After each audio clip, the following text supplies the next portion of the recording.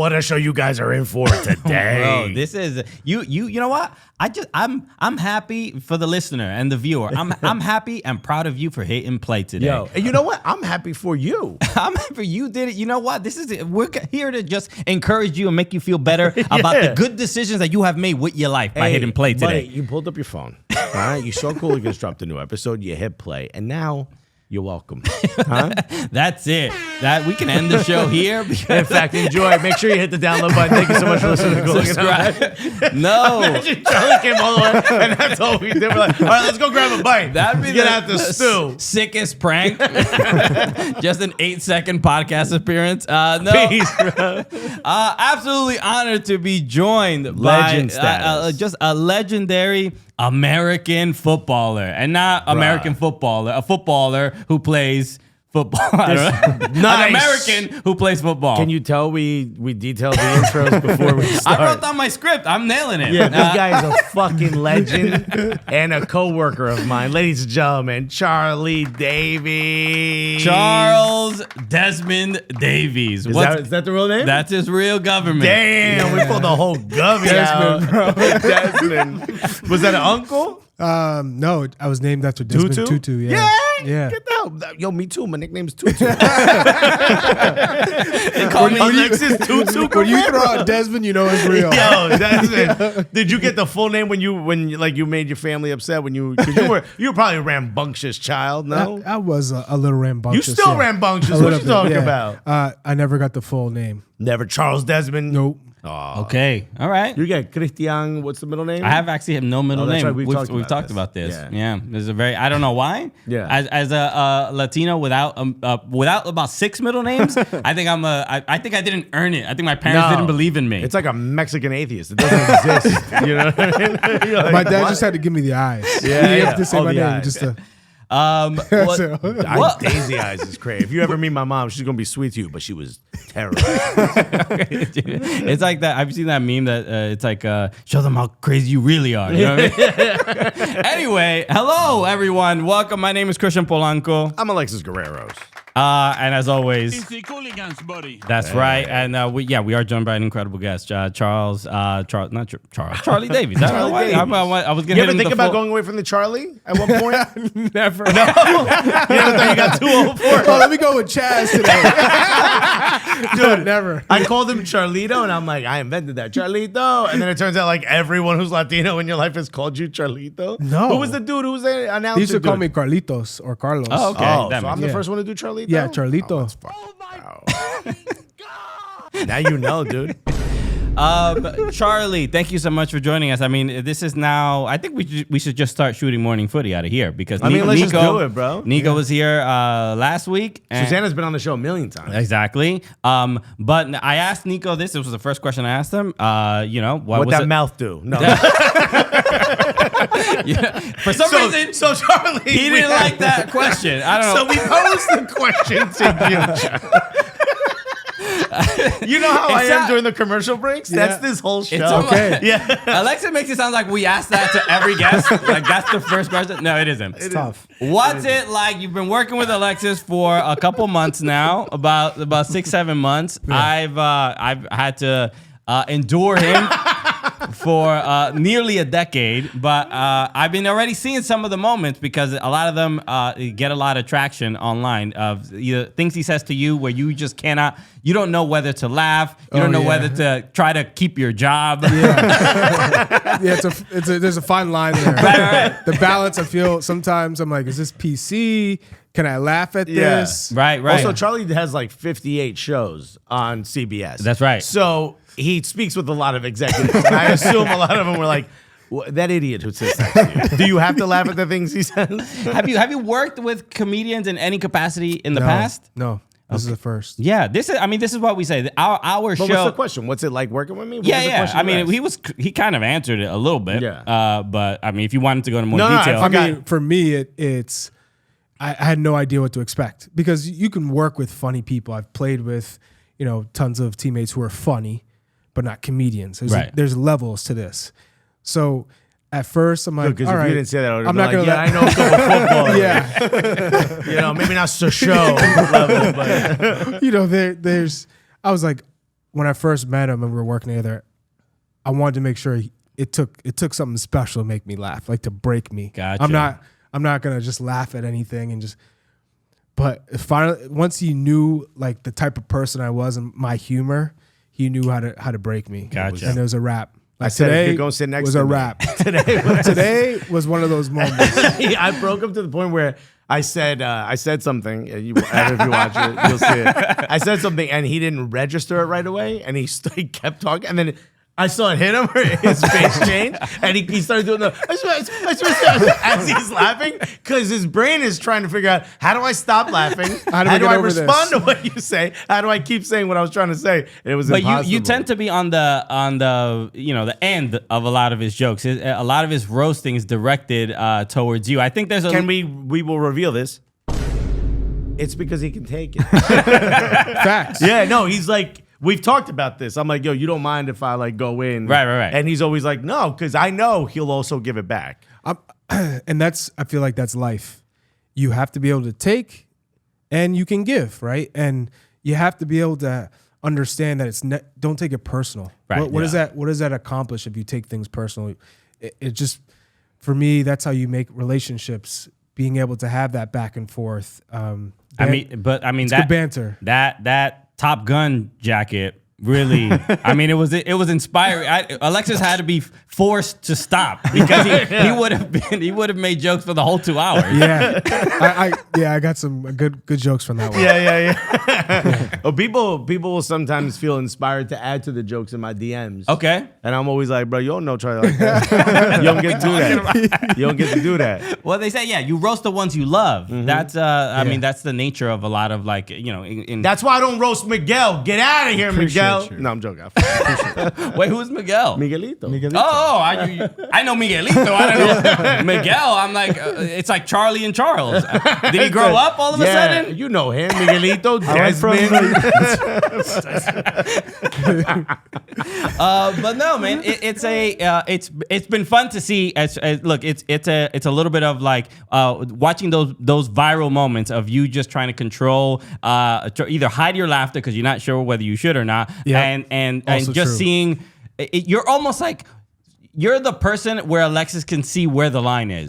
Yeah, you know what I mean. Because Nico's line is way earlier than mine and yours. Yeah, way earlier. He's like, no, this is crass, you know, and we ain't got that line. No, Suze will laugh at anything, especially if it's dirty. Suze is the one in the audience where you're like, if you're not having a good day, you're like, oh, I'm gonna focus here. Right. You laugh a lot, and maybe this will become infectious. Charlie is the typical line where it's like, all right, he won't laugh easy, but he also won't be like, oh, how dare you. Right. So I know if I get Charlie, I'm like, I'm good. And if I ever do the then he knows. There's been one or two times where I'm like, right? I look over and Charlie's like, oh. I'm like, oh, no. He's like, I don't really know him like that. All of a sudden, his chair's moving a little bit further from me. He's sitting next to Nico drinking mate. I'm like, I was agreeing with you until that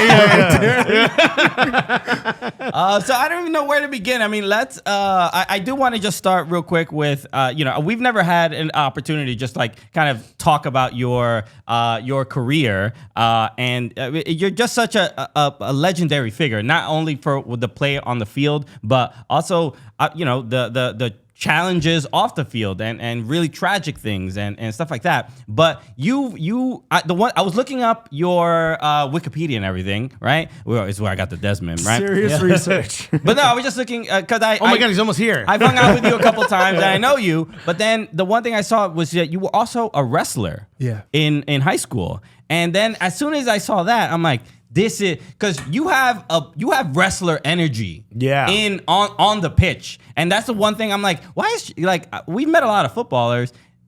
Charlie's a little bit different. Like he'll put his hands on you a little bit extra, show love in a little bit more of an aggressive way. A lot of lower gravity, center of gravity. I saw you on Kicking It, and you were talking about your soccer history and stuff like that, but what's the wrestling part of how's that shaped you as a player and as a person? It was massive for me. Freshman year high school, I tried out for varsity basketball. My advisor, I went to a boarding school, so you had to play 3 sports. So I figured basketball. I'm gonna do That's basketball. 3 more than I had. I played on my 5th and 6th grade basketball team. I played CYO. So I was like, oh, I can play varsity basketball. And my advisor was the head basketball coach, and I tried out, and he's like, nah, JV, you'll get more playing time. And I was like, hell no. Right. So my Spanish teacher was like, hey, we have a varsity spot. Oh, yeah. You want to play? Charlito. Oh, yeah. What you know about wrestling, okay? And he was like, this will be best for your soccer career. So he's like, come out to the wrestling mat. I came out, varsity spot, 112, and a classmate of mine was one of the best wrestlers in the country. So he's who I sparred with, I trained with every day. And he never lost a match his whole high school career in New England. Wow. Four state, 4 New England championships. And so at the end of my freshman year, I had won the New England championship as a first-year wrestler, and I placed as an All-American. So damn, bro. So natural. You didn't think to go pro? You could be like The Undertaker. yeah, what are you going to do pro wrestling? So you could have been coming out of a casket. Right? I was scaring your enemies. The Undertaker. I was all in. Desmino. And I loved WWF back in the day. Did you? Yeah. But I was all in. And it gave me a good little mental break from playing the game. Yeah. But it also, in terms of strength and conditioning and just like that mental toughness, like you said, I'm not afraid to mix it up and be physical. And as a smaller striker, but sometimes I gotta be like, "Yo, Charlie, we're at brunch." Yo, let go of the waffle station guy, and he's like, "I got him. But I think that's what separated me from a lot of players, is that I had that instinct to be able to, use my physical ability, my low center of gravity, the balance. Cal Martino talks about this a lot, how he doesn't want what they do in Europe, which is like, if you're good at soccer, then that's it. You just go 100% into soccer. He thinks it's good to play other sports and stuff like that. And you're kind of talking about the same thing. You think you really got that much of a benefit from doing things like wrestling and basketball? 100%. If I didn't do wrestling, I would have never been the player I became. Wow. Really? Because, look, there was a lot of finesse to your game, but then it's like... He was swaggy. The swag, the finesse, but then it's like the demeanor of like Rob Gronkowski. Do you know what I mean? Like, it's just like a bro-y kind of like energy or whatever, but you could see how it could... Like, you're not... You know how like... Nobody's shouldering you off the ball that easily. That's what... No. And I loved it. I loved that physical contact, and I wanted... And the wrestling psychological part was, I wanted you to know that I was gonna beat you no matter what. I was gonna outduel you. I was gonna take your contact and keep going. Like, you couldn't stop me. This is how Latino mother's parent. I'm gonna beat you no matter what. It's a little bit of like that mama mentality. Like, I'm gonna outwork you, and I'm gonna physically try and hurt, mentally hurt you. Well, a lot of trash talk. Were you a big trash talker? Oh my God! I don't even have to ask that. Yeah. Of course he was. I was a trash talker. Yeah. Okay. But I backed it up. I think when I was younger, it was more, okay, let me just show you what I can do. Let my play speak for itself. But as you get older, I found the joy in trash talking. What about like that European game? They don't respect Americans. You're early. You're one of the early big names coming out of the American system, going into Europe. What was that early on like? Well, because there's, especially in France, there's that language barrier. Right. And my French was like, man, my nickname Merde, bro. my French was horrible. Day one. My French was horrible. So I knew I had to prove a point just with my play and let my play speak for itself, because I knew a lot of them were pretty skeptical of signing of an American. And the only way that I could show them I could play was by doing it in training. And then, so I remember my first practice session. Like, but before that, were you like, did you feel outcast a little bit? Unproven, not an outcast, more unproven. Not in the sense of my ability, but I knew I was improving to them. Right. And because I didn't have a big name going to France, none of them knew anything about me. Maybe they watched the Confederations Cup, but they weren't watching me in Sweden. Right. So coming in, I knew I had to show them right off the bat that I was no joke, that I was going to play. So first training session, I got the ball 1v1. I was isolated. I was like, okay, now this is my moment. I hit him with like one step over, blew past him, and then finished bottom left like a hard shot side netting. And I could see everyone go, Oh, all right. Oh, Okay. all right. Yeah. But it wasn't until we played Saint Etienne in a friendly, the last friendly before the season started, and Matuidi was on this team. So they had Payet, Matuidi, some French ballers, young French ballers at the time, but they had this one massive center back, and I'm talking like 210, 220, Senegalese guy, strong. Damn. Just real quick, that's my goal weight. But go ahead. Just jacked. And my teammate's like, you got to hold up the ball versus him. If you can do it versus him, then I think you can have success, but you got to prove it. So I was like, all right. He's like, yeah, I don't think you're gonna be able to hold the ball up against him. I'm like, all right, bet. So they're basically asking you to play back to goal, link up. You got to push this dude off just you. in this instance, with this one center back, show to us, what the top guys on my club team, that you can handle a physical presence like this guy. I was like, all right, got you. So there's a 50-50 ball in the air, me and him, and he's got position. I was like, I'm going to make sure I'm going to move him. So I came in full speed, hard as I could, low. Just give him a little tickle. And I put him off balance. He didn't go flying like his most center butthole. backs. Put him off balance. He's like, wait. And then you're like, I got technique. I took it down and played it. How'd you get him off the ball? How'd you get him I out of just came position? in full steam with my shoulder, and he didn't go flying, but he moved enough for me to settle it and play. And he was like, "What?" Like I could see him kind of do the. He was looking around for who did. And my team was like, Charlie, move out of the way. I'm trying to figure out who pushed me. my team was like, all right, Yeah. you're good. And those two moments in particular was where I felt I won the confidence of the team and That's the crazy. coaches. Yeah, I think that's probably one thing you can't tell watching you on TV is how like dense you are. You're not like No, he's a solid. You're solid. You're not a big Are you dude. saying I'm super thick? Okay. 3 C's, bro. I mean, I see that stanky leg thigh is quite quite large. It is a considerately large It's thigh. a thick thigh. Yeah. Yo. Right. And you don't wear the baggiest of jeans either, right? No, he shows off those Ninja Turtle legs of He his, wants bro. people to see. Yeah, no, quads for days, bro. Okay, Charlie the Stallion over here. Talk about stanky leg. How did Yeah. that? Because that is one of the moments, and we've talked about this, where I was like, "Oh, I rock with this guy. I fucks with this dude." Because there wasn't a real hip hop vibe. You know what I mean? There wasn't a Yeah. real street vibe to this team. Clint for sure, but then after that, it was a serious drop off. And then you come out with the stanky leg, and I was like, "Wait, that's my culture." I'm seeing that from the men's national team. That actually bonded me with this team a lot more. It made me a little bit prouder to root for the U.S. men's national team. Where was the moment you decided to drop that? So the guys I looked up to, like Clint Dempsey, Eddie Johnson, they were trying. Eddie was also Eddie was also, yeah. a little swaggy, Yeah. and so Mo Adu and myself, from the Olympic team on up, we wanted to make people know that this was a sport that was accepting, and we wanted more players of color to that were You could say black on this show. yeah, Yeah.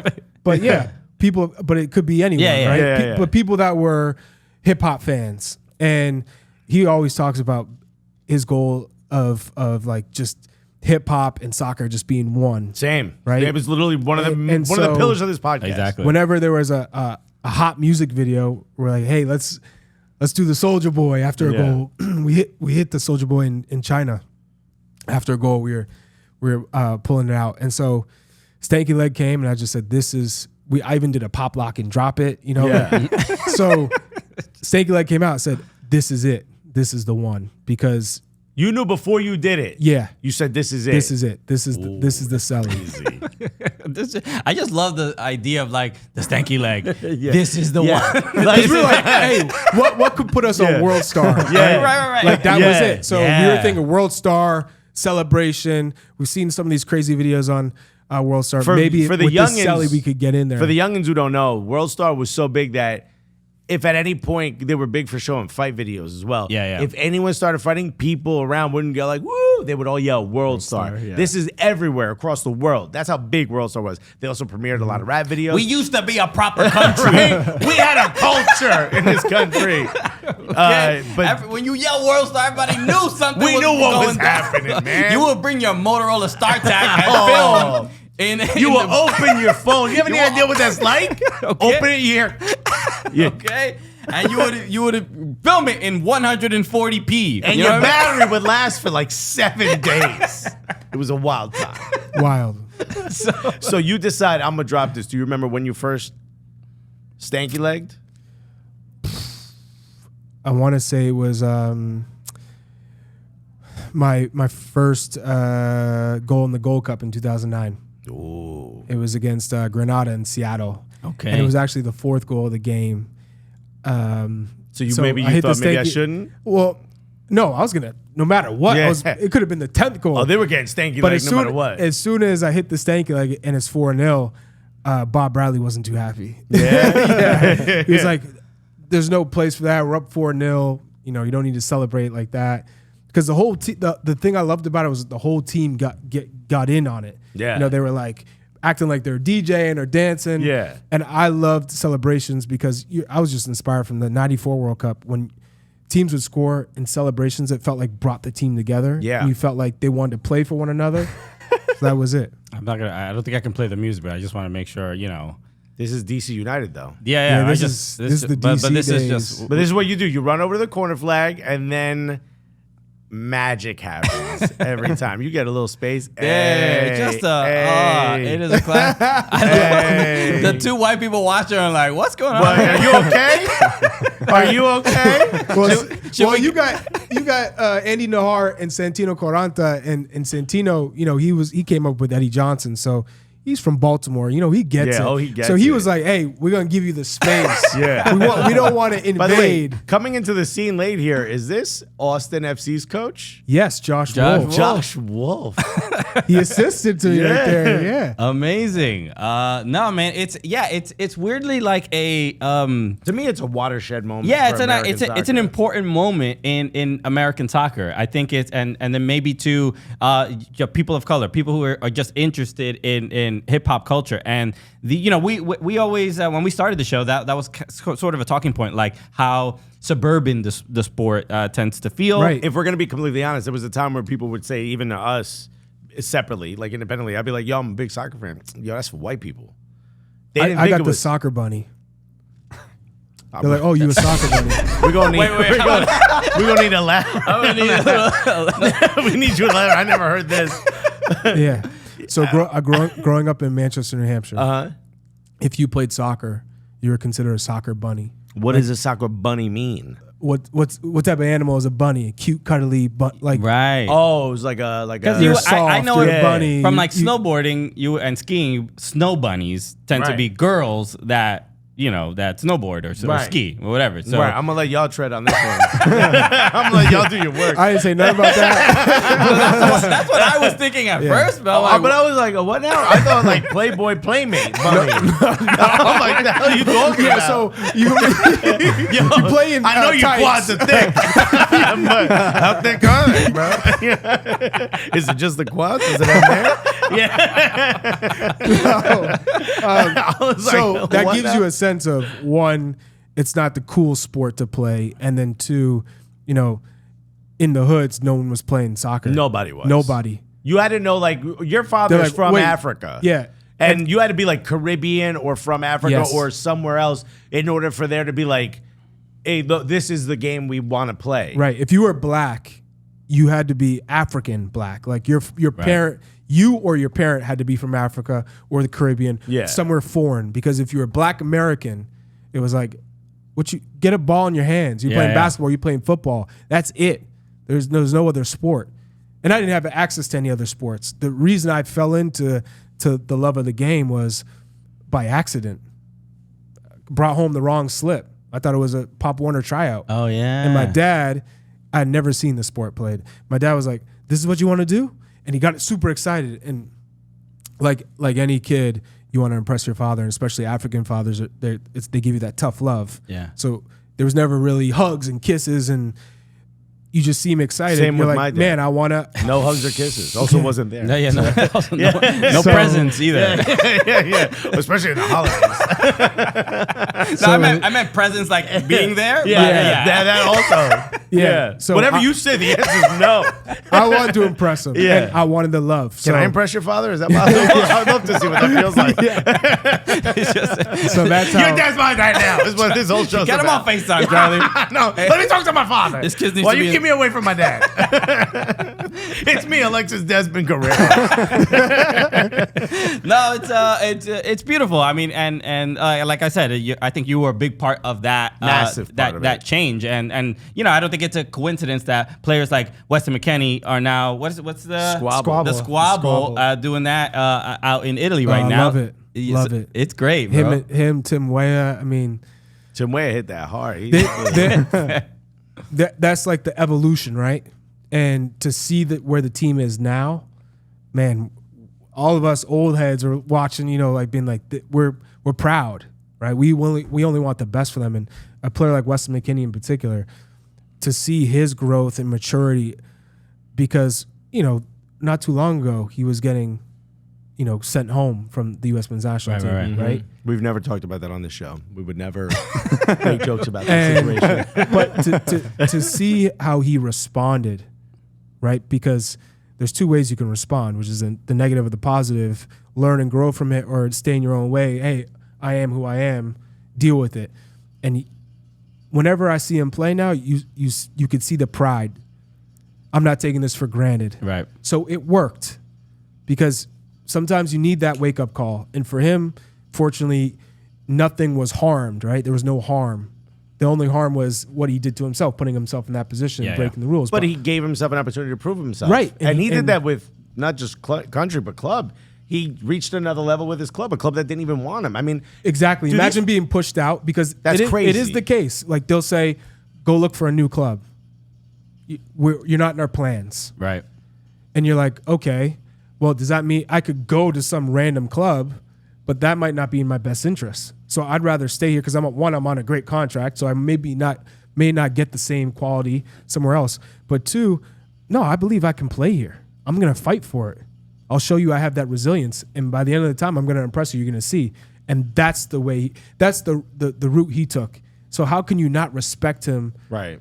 For taking the hard road? With the easy, everyone can take the easy way, right? Yeah. I'm not fitting in. Made a whole career out of it, bro.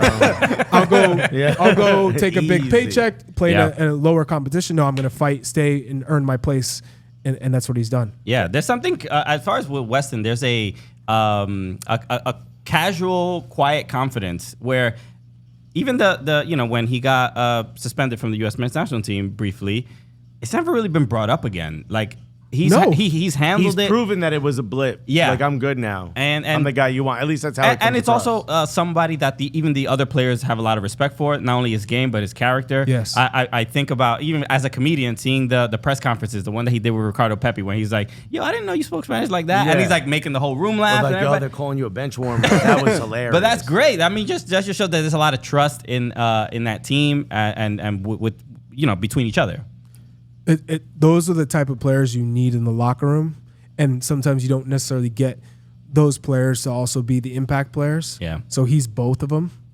When you talk about the life of that locker So he's not room, just a personality hire. He's he's the also real good. deal. Yeah. Well, the thing is, you need those players in the locker room, because they make sure everyone knows it's not that serious. Right. Like, hey, let me remind you, Lighten we're up a getting little paid bit. a Yeah. lot of money, that this is a sport. This isn't life or death. Like, enjoy it, take it for granted, but enjoy yourselves. Yeah. And I love that about him, because I see myself doing the same thing when I was his age. When we were in England, we had a conversation with Henri, and he kind of dropped that, oh, yeah, some players have reached out. Sometimes players that are, you know, are at a rough patch in their early career will reach out, and I'll give them advice. Mm-hmm. Does that happen with you? Do players for the men's national team now kind of reach out to you sometimes or connect with you, whether it's they're going through a rough patch or they just want some advice from someone who'd been there before? Yeah, I mean, I think that's one thing that is like one of my goals, is to look at the current players, the players of the future, and say, what can I share with them that could help them grow or prevent them from making the wrong choice or prevent them from making the wrong choice with their clubs, right? So I have those interactions with them quite often of just saying, hey, you're doing a good job. Keep that up. Loved how you fought through it. Hey, I've been injured before. You see the light at the end of the tunnel. Stay positive. If you need someone to talk to, I'm always here. Like just offering insight or just saying, hey, I'm here if you ever want to talk. So, Bro, that's crazy. When I was coming through that. No one asked us advice. When I was coming through that, well, that wasn't the case for me. Yeah. When I was coming through, I you didn't didn't have have anyone you could someone reach out to? Hey, what do I do in this situation? You didn't have that. So I think our generation has done a pretty good job of that because Moadu is the same way. Josie's the same way. Stu Holden, same way. We'll be the first to say, hey, you need someone to talk to or you need some insight, some help, give me a call. Yeah, that's crazy. How about the one? I'm curious about Eddie Johnson because we've met Eddie once in Orlando. We would All-Star. love to have him on the show. We'd love to have him on the show, but he's somebody who is seems to have a real strong vision for what he wants, like American soccer, how he wants American soccer players to develop. His long Instagram posts of like he get emo, huh? He gets a little emo. Always been. Mm-hmm. He's emotional. He's sensitive. If someone says something to him, he claps back. He's not afraid to clap back either. We need him on the show. But Eddie was always like a big brother to me because he was. My dream was always to play with him in that striker partnership because I felt we complemented each other extremely well. So when I look at what Eddie's doing now, he's been in Europe, so he's seen it, and he knows that it's really about the coaching, the mentality of the coaching that will help this country grow. So he's like, I'll go to the grassroots and build some ballers that eventually make it because I feel that I can develop the top talent in this country with the right training methods, the right habits, and from what I've seen, he's doing it. Dude, there's like 7-year-olds that have, are better technically on the ball than kids twice, 3 times that their age. That Raylon kid, Oh my God, he posted this kid. I'm like, where'd you find this Brazilian kid? I said, Eddie, what are you doing with this kid? Gee, what vitamins you feeding this young man? Yeah. Oh my God! All right. Let's we got to move on and just talk some obviously current news because the NWSL Final. You guys did this on Morning Footy. You were having a bunch of interviews and doing a lot of coverage. But I was there. I was on the ground. Lucky you. Yeah, all right. Man. Okay. Doing, I had my Cooligans press vest. Yeah. But your bib? You had your bib on, bro? But no, I was there. People asked where I was, by the way. I was helping a friend propose to his fiance or a girlfriend. She said yes. Okay, good. It worked. The ring was too small, so she put it on her pinky. She wore it on her pinky. I can tell you I've never heard of a story like that in my life. Really? Where the ring is too small that they got to put it on their pinky. Hey, she doesn't wear jewelry. Okay. He had no way of finding out other than asking her mother who couldn't keep a secret. When I proposed, the ring was too big. I was like doing everything possible. I was to try to get the ring size. He was like, asking. "Will you marry?"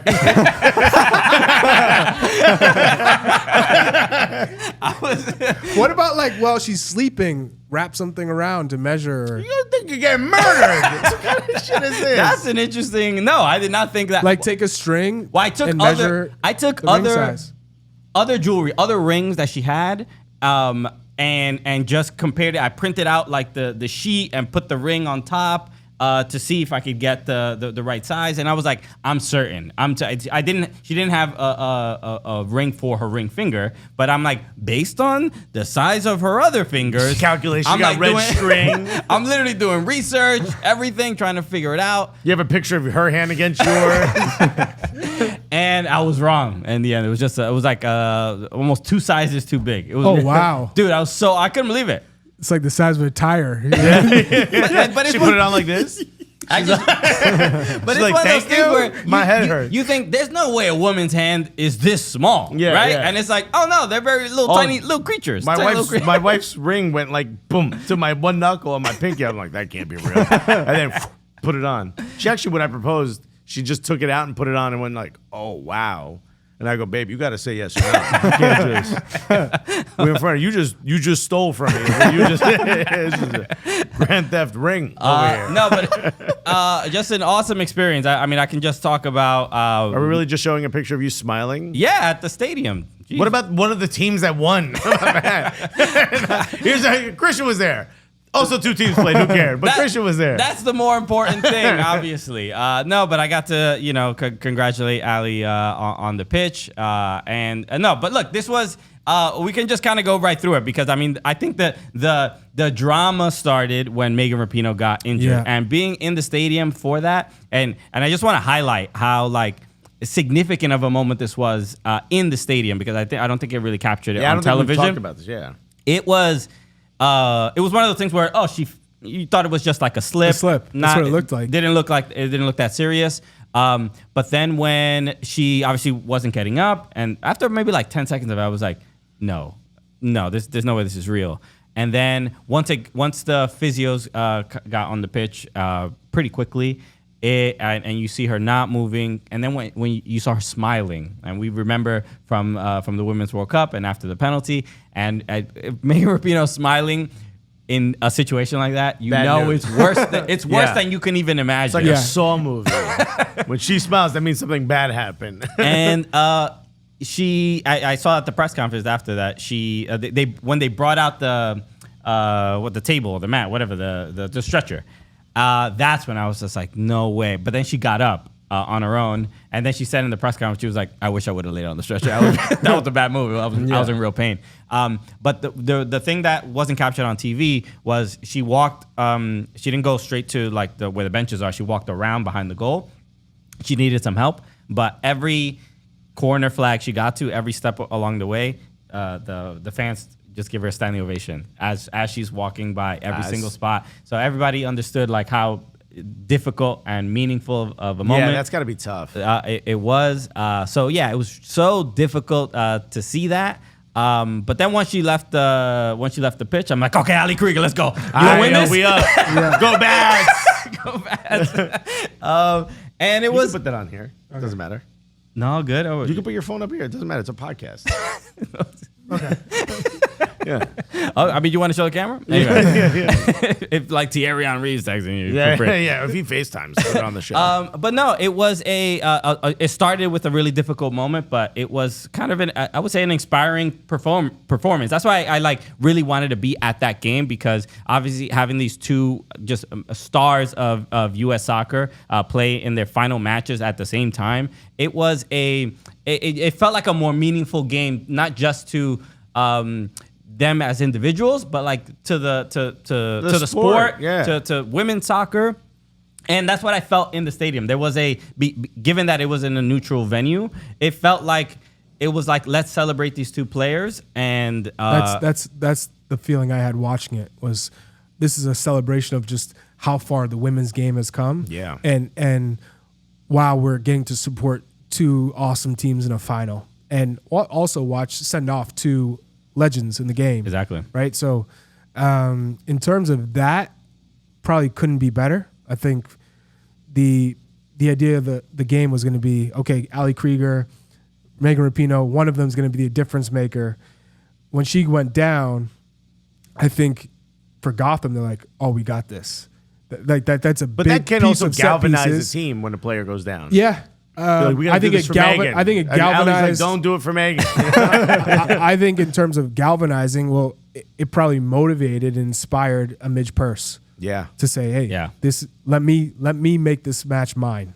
I was on the sideline, so I'm like Midge is dribbling right past me and stuff. And we've met Midge a whole bunch of times. I've never stood on the pitch like to watch a Gotham game, and then you're just like, yo. These are absolute insane. Midge is like, you could see the other defenders kind of in their eyes, like a little bit nervous, like when the hell is she gonna go? At me now? Well, you guys were supposed to stop her first. And then also watching Rose Lavelle up close was because that turn away from like the triple team. Bro, she did this. It's not technically a Cruyff turn. She did this turn away from a triple team where it was one of those where like. It looked like the cartoon where everyone's fighting each other and the other guy comes out of the smoke. You know what I mean? Yeah. Like that's what it looked like. Like she just disappears and there's three defenders standing there. I was like, oh, you know who no. she reminds me of if I have to make a player comparison in the men's game? Who? Robin. Riquelme? Robin. Oh, Robin. Oh, Are you Robin? Yeah. Really? Yeah.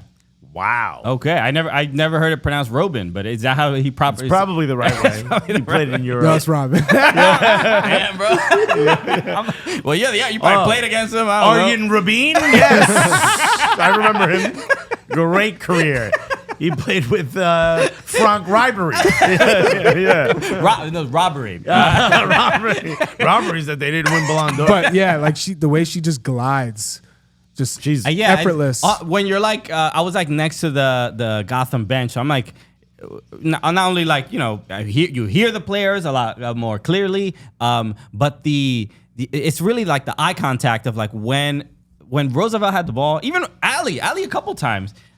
There was a little bit of like, Ali's a veteran defender, can kind of face up against almost anybody. And then when Roosevelt was coming at her, there were like 2-3 times where Ali was just sent in a completely different universe. And this is just, you just realize like the player I often think about is Isco. Isco is just a guy who I remember watching him at the MLS All-Star game in 2018.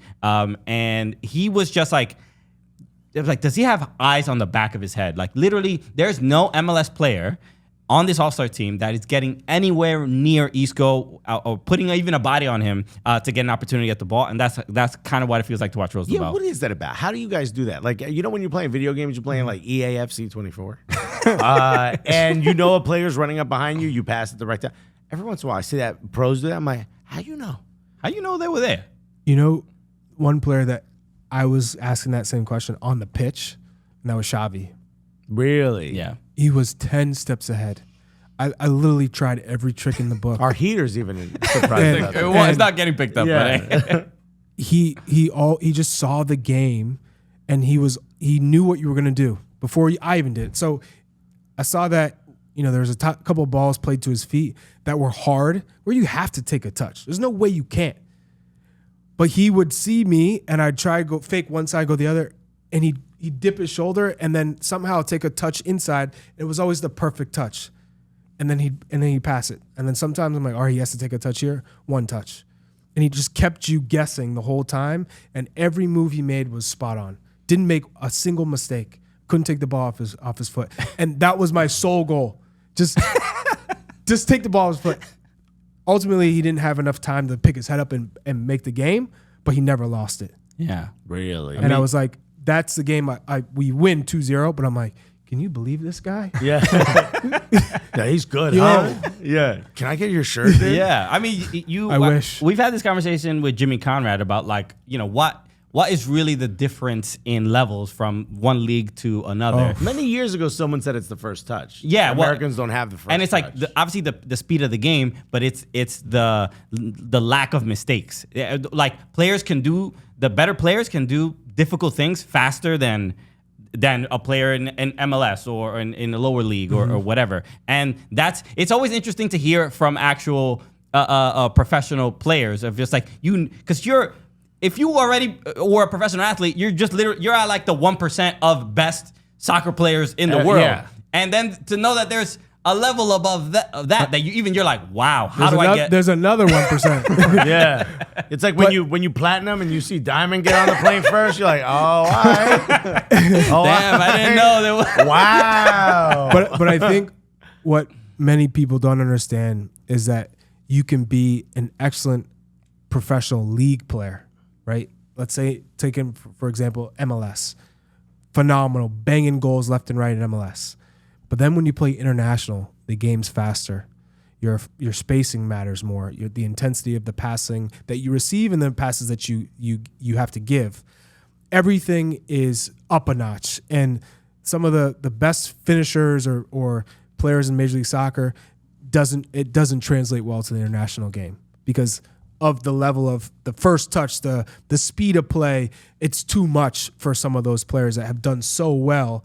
And people are like, why doesn't he play with the national team or why isn't he having success? It's because that next step is too great for them. Yeah.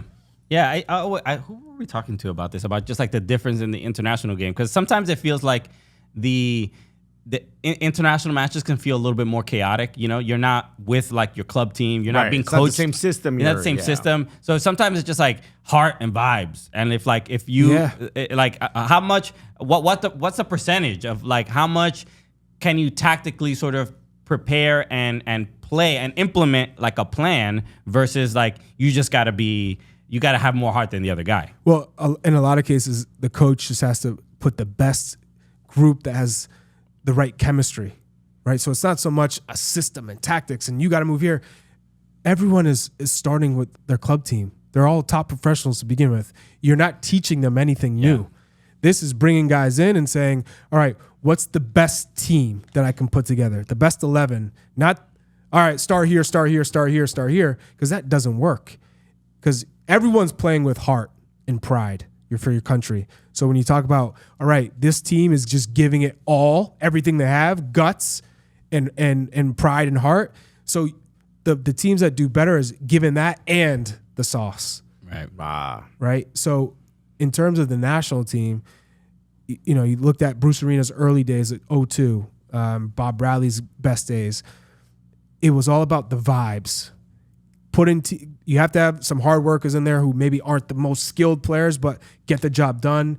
No matter if you're defending in a low block, you're pressing, no matter what the game asks, they can adjust because that's what the international game is. You got to be able to adjust on the fly. You can't play one style because that's not going to fit. Playing against Ghana or Nigeria or Cameroon or Senegal versus Italy, Spain, Holland versus Brazil, Argentina, you're going to be playing different styles. Some games you're going to be on the front foot. Some games you're on the back foot. Sometimes games you're going to be looking to counter all the time. Some games against Trinidad and Tobago, Jamaica, Honduras, you'll have large possessions at home, but maybe on the road, it's a little bit more difficult. Maybe we have to sit in a mid-block. So having those players to adjust and finding the right chemistry, that's hard work because it's all about managing egos at the national team. Everyone's got an ego. You're called in the national team. You're the best player. Yeah, you're all really good. You're like the best American. So what coach can harness those egos and coach each player to the best of their potential, right? Because you can't coach all of them the same way. Okay. So what's one change Coach Charlie Davies makes for the U.S. system? In terms of anything. He hires Greg Berhalter for a third cycle. Let's go. Fire him to rehire him. Like, what do we got to do to get to take the next step? Well, right now we're missing, we get to that knockout stage in the World Cup and then we're losing in that. We've lost to Germany in the quarterfinals, but we're losing in that knockout round game. And, against Holland, for instance, the Netherlands, when we lost, Christian Pulisic has an amazing opening opportunity, and we know he's not 100% healthy, but he should. A player of his quality has got to finish in that instance. Wondolowski previous to him get a big opportunity. So when I look at that, the game plan for that match was good if they score that goal, but then you didn't realize that they're just playing counter. They're inviting us in to create some more space for them so that Memphis Depay can get down and pick his head up, find Cody Gakpo, and just break into our defensive third. So at this point, I think we do have the players. We've proven that we have the players to get over the hump. So when I see some of these analysts go, this guy's playing in Champions League, and this guy, so what? When we were in the quarterfinals of the 02 World Cup, could you say our team would ever imagine getting to a World Cup semifinal? And we were that close to beating Germany. VAR is there. We probably do go through, right? So, and then in 2009, we get to the Confederations Cup final. No one ever saw us getting out of that group, 1, 2, beating Spain, who were the eventual World Cup winners, and then 2010, getting out of the group with England and finished top of the group and losing to Ghana. And Ghana should have beat Uruguay. So if you put everything in together, we have a healthy team that 2010, we get to a semifinals, right? Mm-hmm. We're not that far off. We have the talent. Now it's about just managing that talent properly, putting them in the right systems, adjusting in-game management is huge. And then just player selection, calling up the right players. But I don't think we're that far off from getting to a World Cup semifinal. So in 2026, I can see that happening for us. I don't see why we couldn't get there. But Copa America is going to be a big test. So what would I change right now? I wouldn't change anything right now because it's kind of a wait and see. But come Copa America, I'll have something. Okay. I'll have something. Okay. Another thing that's interesting now, especially doing the show Kicking It on CBS, is there's an exciting time, I think, and maybe a lot of fans are interested in it now, but just about the history, like you having Landon Donovan on, and you know, sharing your stories alongside with Clint and everybody. There's like we don't get to hear about a lot of the stories of how we've gotten here. All the stories about, you know, I didn't think that Clint and Landon didn't like each other or didn't really get one. Really? Yeah, you were the only one. Was it like a common, maybe, look, this is me as just like a fan watching when I was younger. From a fan perspective, it seemed like the team was sometimes both, but you felt like there's some Clint guys and there's some Landon guys. Okay. Well, you can always read between the lines, even now, right? Social media makes it that much more prevalent because, you know, back in the day, I think Twitter just started in 2010, maybe. You know, Instagram. So Charlie's wearing 2 polos. But you got frosted tips, Charlie. You can see off the pitch, right? So off the pitch, who are hanging out? Who are the groups? You know, you can see who are the buddies. What are the cliques like? But even in terms of goal scoring, who's celebrating with who? And in the Kicking It episode, Clint's like, hey, you guys saw I went to celebrate with him. Yeah. That's one time. He's like, I gave you one. Who's to say we're not besties? We're talking 50 plus goals. Yeah, we're practically related like, at this point. I came through that one time. You remember? He's like, yeah, I do remember. Yeah, he's like, can't say I'm a bad friend now. So at that point, you know, that gives you a glimpse of, yeah, there's competition. But how much of it is, what's the percentage? 50% being wild competitive and 50% egos? Or is it, or a personality clash? I'll say that instead of egos. Or is it a little bit more, not specifically to them, but when you're playing with someone that you might not get along with? Yeah, I mean, it could be a number of reasons. It could be you're on rival teams and you didn't like each other from that get-go, right, and you carry that history with you into the national team setup. But I think what's great about the national team is typically it's seen as a brotherhood. So you're coming in, you're supposed to be all boys, but that's never the case because you're always going to have groups.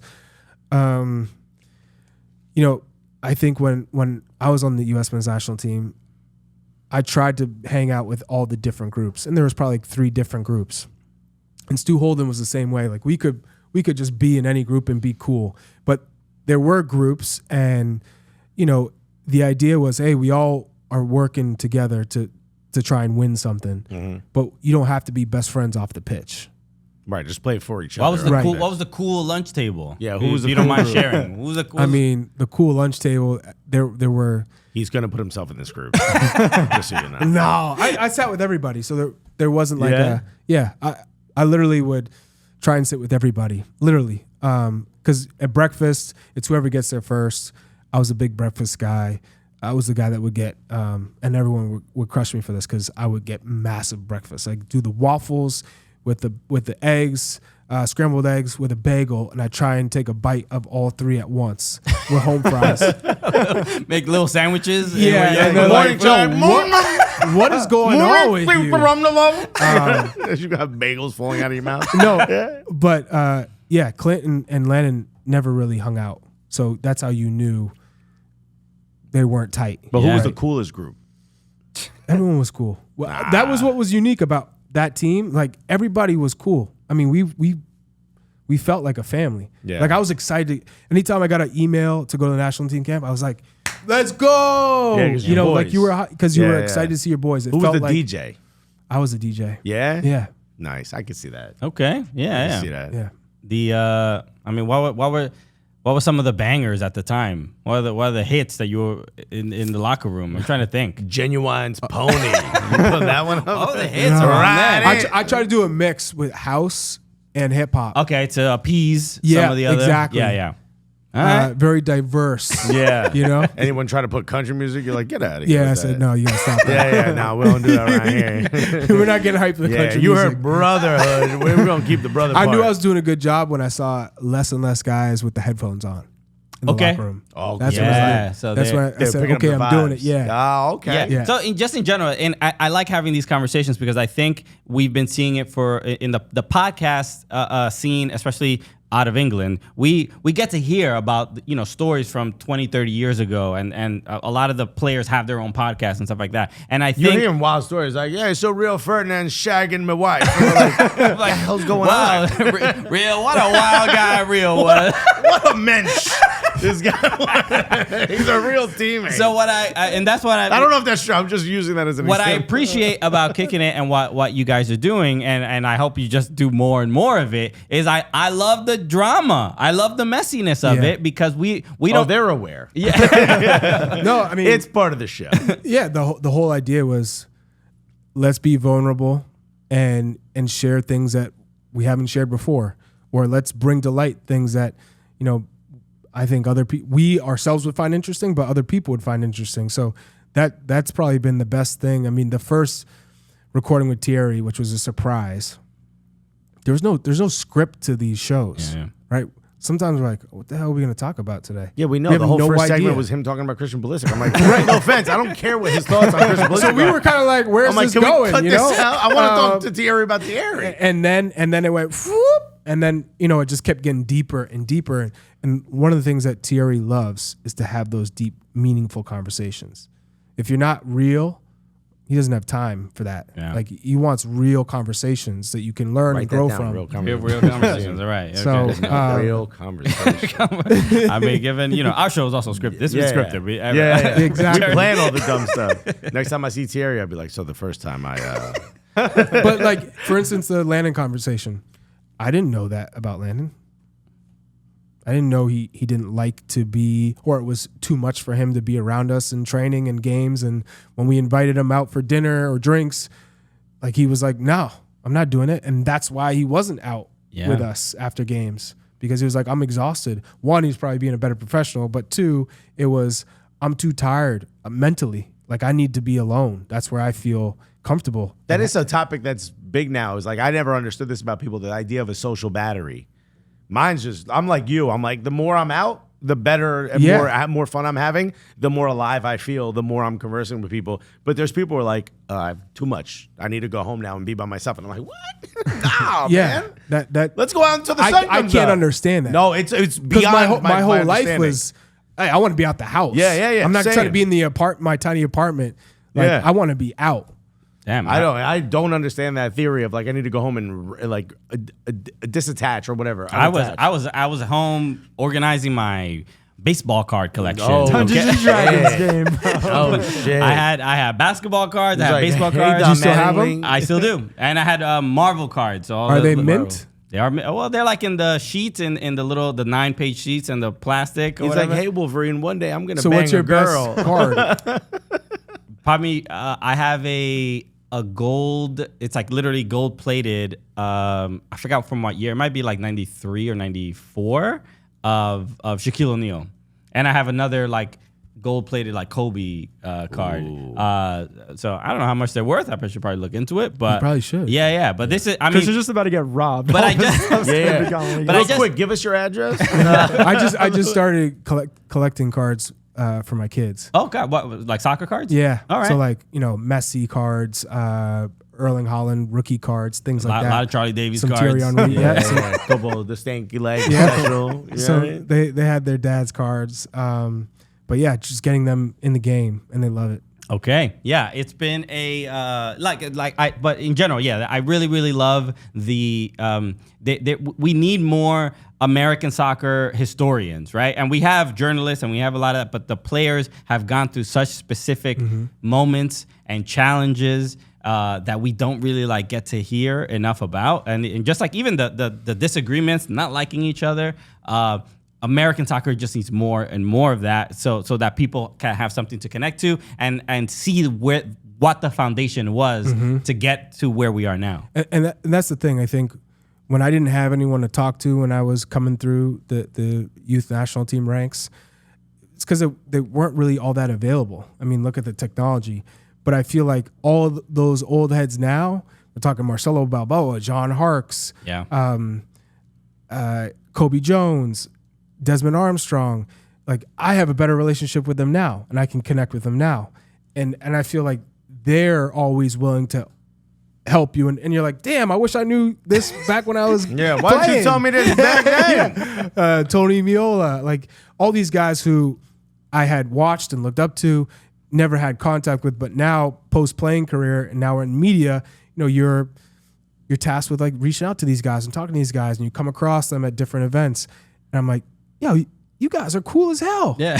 Yeah. Like, and they've been really helpful to me. So I got nothing respect, and I feel like the player pool of former U.S. men's national team players is just getting stronger, because there was always that feeling that they resented everyone for the league, how it came. They didn't get that. They weren't getting paid like everyone is now. Right. And, they felt like they were getting not respected in terms of paving the way.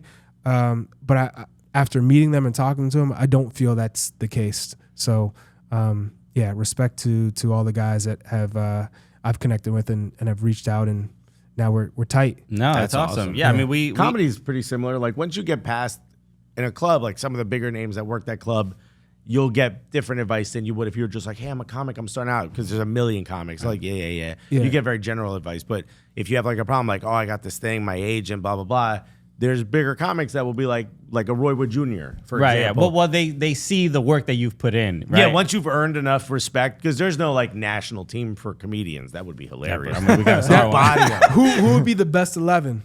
Oh, man, this is going to be a tough. We'll give you a 5, because to come up with 11 names might be tough. Like alive people right now? Working right now. Who would be the best 5 aside for a comedian, like top level? Best 5 aside right now. Chappelle's on there. Chappelle got to be on. I was going to set some people. Is Kevin Hart on there?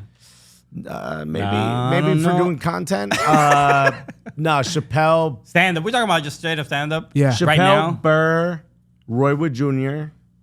Is Martin Lawrence on there? Martin Lawrence. He's not doing stand-up. He's not doing stand up. If he was? No. Because he's not at that same level that he was back then. He'd have to like be doing it a lot, because he's one of my idols. He's one of the reasons why I do stand up. But he's not at that level anymore. So okay, Burr, Chappelle, Roy Wood Jr. Who I else? like John Mulaney, but I don't know if he. I could say Mulaney. All right, Mulaney. I wouldn't put him in my 5, but I would say okay, Mulaney, and we need one. Who's like a Cat Williams. No, You got to put a wild boy. Right now, no, I would not take Cat. But Really? Yeah. Who would you put? Is he past it? But just Or with you just stand up, never- this is the problem with look, and this is why Kevin Hart is not on the list, is because Kevin Hart's first like stand up special was just literally I forgot the name of it, but it was just unbelievable, just a classic, and people still quote it to this day. But he became so famous that comics start to become like, I don't even recognize your life. I don't even know. And Kevin Hart has managed to still seem very, very relatable given how famous and wealthy he is. But there's something about stand-up when somebody is just so successful, you're just like, I don't know how to relate to you really. Like you are part of the group of society that you used to make fun of. Yeah. And now you are like, let's say you're like one of the kings. And it's difficult to like relate. So that's why with Kevin Hart, I find almost everything else he does funny except his stand-up. It's like hard. You lose touch with the audience when you get too big. I mean, look, that's my goal. You know what I mean? I can't wait to lose touch with all of y'all. I don't even know who you are. Alexis is too big in a different way. I start with the waist, and then so I asked Nico this question. And you could be brutally honest. You know me, I don't get offended. What's one perception you had of me that's different, that's different? When you first met me that you're like, all right, that was not what I thought? It could be positive or negative. I don't care. I didn't really have. No, I wasn't. I wasn't even know Vote you. for Charlie, dude. Cut the shit. No, but I'm not one to judge. So I didn't. Not wanna, even judge. Just one thing like, it's gonna be like this, and now, all right, it's different than what I thought. You're much more sensitive than I thought. Wow. Really? Yeah. Yo. Is that okay? Is this because of the grimace thing? No. I know you're a sensitive person. I don't think I'm that sensitive. You are sensitive. Charlie Davies just said it, bro. It's fact. But I don't think I'm sensitive. The only people who said I'm sensitive is you and our producer. So I know you guys have had that conversation. No. And now we'll never fucking forget it. No. You're just a great person. Oh, you didn't have for to real. do it. You didn't have to go that No, route, but like thank you. honestly, because you don't know people until you know them, Yeah, until of you're course. around them, and we're 5 days a week, Yeah. bro, or 4 for you. It's got a good agent. I also respect how you are putting in the work to know the game. Okay. So I've seen you grow just a short amount of time, just your knowledge of the game and how you see it. Like you ask questions. So I feel that, I knew comedy was your number one priority and you love the game. But now if someone didn't know you, they wouldn't be able to tell that. Okay. So, Word. yeah, You didn't have to go sentimental, but thank you for saying No, that. but That's yeah. very cool. No, Yeah. it's- And as far as the sensitivity, Alexis is sensitive. Not sensitive like soft, like weak, but sensitive. Yes. Yeah. I'm not saying you're soft, weak. yeah, but you yeah. are Well, that's how I sensitive. took it because I'm very sensitive.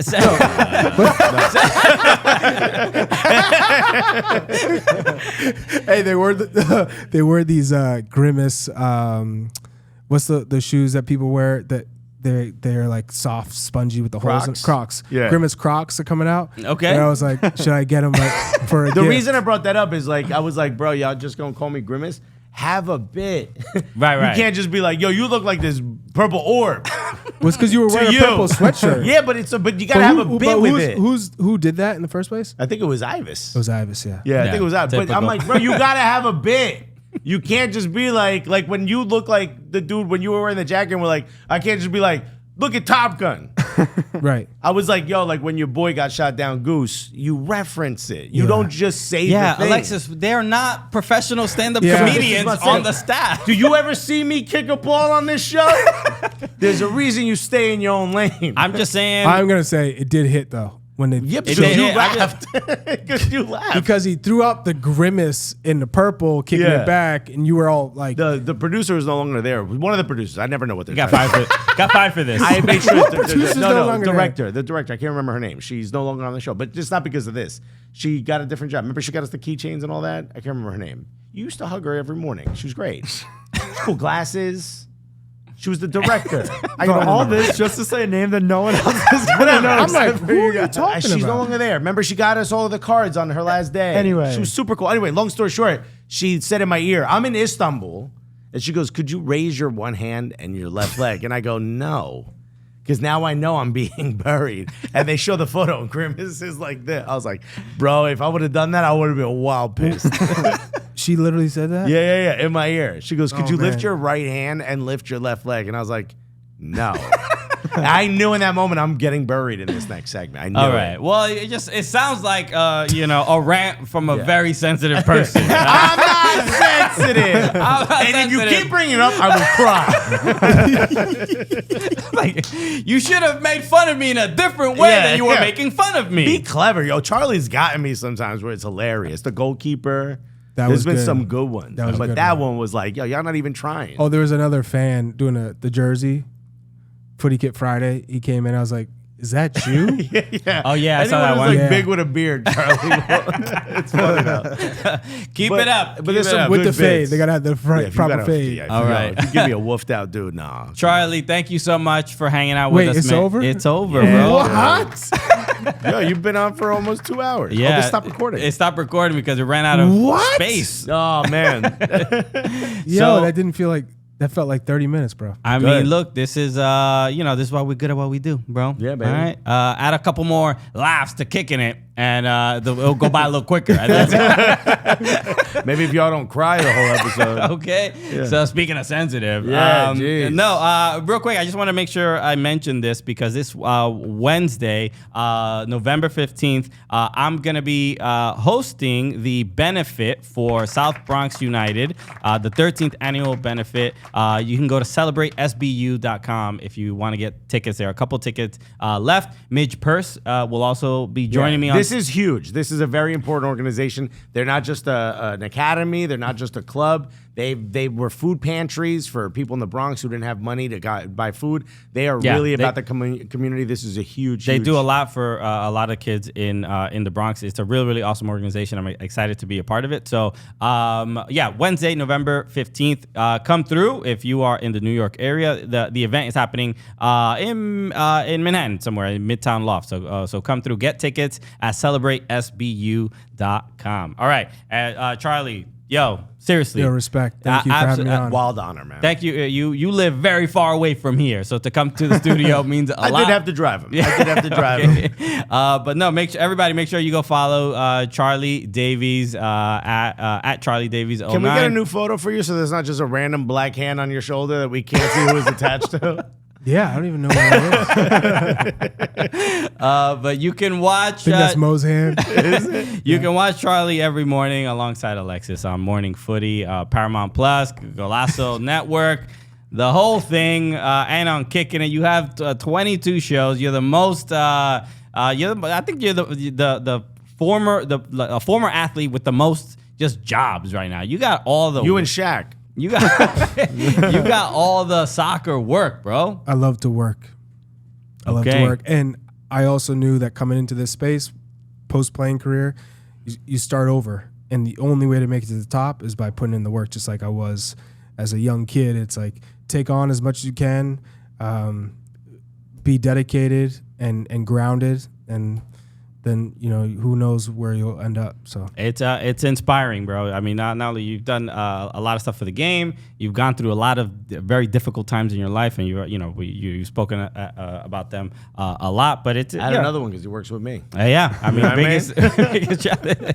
I mean, the final chapter in Charlie's. Charlie, ain't I been through enough, bro? I gotta have this guy next to me. But Charlie, seriously, an absolute honor, man. Thank you so much for joining us. Thank you, man. All right, Appreciate cheers. it. Love you guys.